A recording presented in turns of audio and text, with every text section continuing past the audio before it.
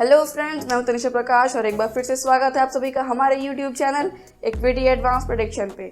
तो आज हम बात करेंगे कि क्या ग्लोबल रिसेशन आ रहा है, US and India fed rate hike में क्या है फर्क। फेडरल रिजर्व एज एक्सपेक्टेड अपना इंटरेस्ट रेट्स बढ़ा रहा है, लेकिन इस बार क्वार्टरली परसेंटेज से नहीं बल्कि 0.5% से। है ना चौंकाने वाला फिगर?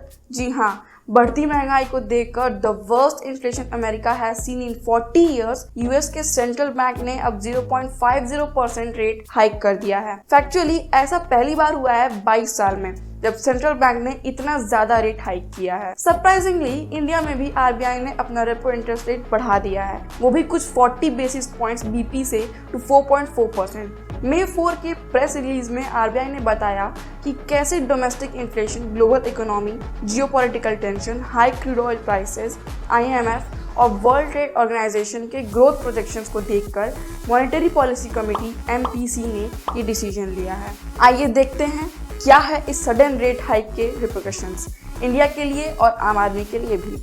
उससे पहले अगर आप चाहते हैं देश के नंबर 1 फुल सर्विस ब्रोकर जो अभी एक फुल्ली फंक्शनल फिनटेक कंपनी में ट्रांसफॉर्म हो चुकी है, मतलब एंजल वन के साथ अपना डीमैट अकाउंट ओपन करें और बेस्ट फैसिलिटीज पाएं, जैसे 1 year free AMC, small case, smart API, flat 20 rupees brokerage, personalised advisory and MTF facility. इन सब का फायदा लेने के लिए डिस्क्रिप्शन में दिए गए लिंक को क्लिक कीजिए और अपना फ्री डीमैट अकाउंट आज ही ओपन कीजिए। वैसे तो रेपो रेट का बढ़ना एक्सपेक्टेड था, लेकिन आरबीआई की टाइमिंग ने सबको चौंका दिया, including finance minister Nirmala Sitharaman.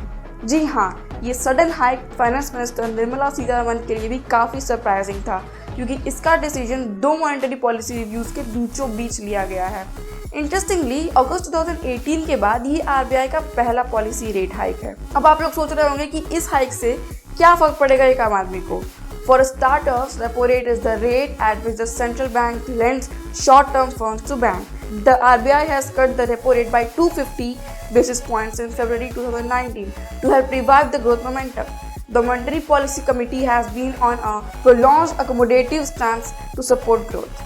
लेकिन अब जब रेपो रेट बढ़ गया है तो जाहिर है लोन इंटरेस्ट भी बढ़ेगा और पब्लिक बोरोइंग जैसे कि home loan, gold loan, business loan, personal loan, vehicle loan, EMI ये भी बढ़ेंगे। अनफॉर्चुनेटली करंट सिनेरियो में जहां सब कुछ बढ़ा हुआ है, ऑयल, पेट्रोल, वेजिटेबल और फूड ग्रेन, ईएमआई हाइक आम आदमी के लिए काफ़ी परेशानी ला सकता है।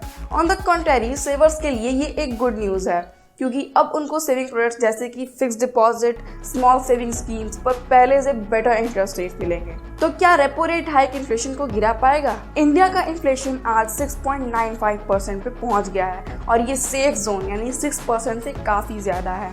आरबीआई ने रेपो रेट बढ़ाया है ताकि वो इन्फ्लेशन को कंट्रोल में ला सके, लेकिन देखने वाली बात ये है, ये जो करंट इन्फ्लेशनरी प्रेशर है वो ग्लोबल टेंशन की वजह से है, जैसे कि एस्केलेटिंग एनर्जी प्राइसेस और high US Fed reserve interest rates. तो रेपो रेट ज़्यादा नहीं, बस लिमिटेड इम्पैक्ट ही दिखा पाएगा। सो will rate hike result in economic slowdown? Well, a sudden hike in the rates could create an imbalance between demand and supply and could quickly dampen the demand, therefore slowing down the economy. This could even lead to unemployment as business will stop hiring to keep themselves running. If the rate hike is overshoot, it could even make the situation worse and put the economy back into the recession. While the US has 2 jobs for every unemployed person, India must brace for even higher unemployment. अब आप सोच रहे होंगे कि ऐसे market राउट में क्या LIC IPO succeed कर पाएगा? Well, LIC IPO 2.55 times subscribe हो चुका है, लेकिन देखना यह है कि क्या रेपो इंटरेस्ट रेट के चक्कर में LIC अपने सब्सक्राइबर्स को लिस्टिंग गेन दे पाएगा या नहीं। Thank you so much for watching the video and don't forget to like and subscribe.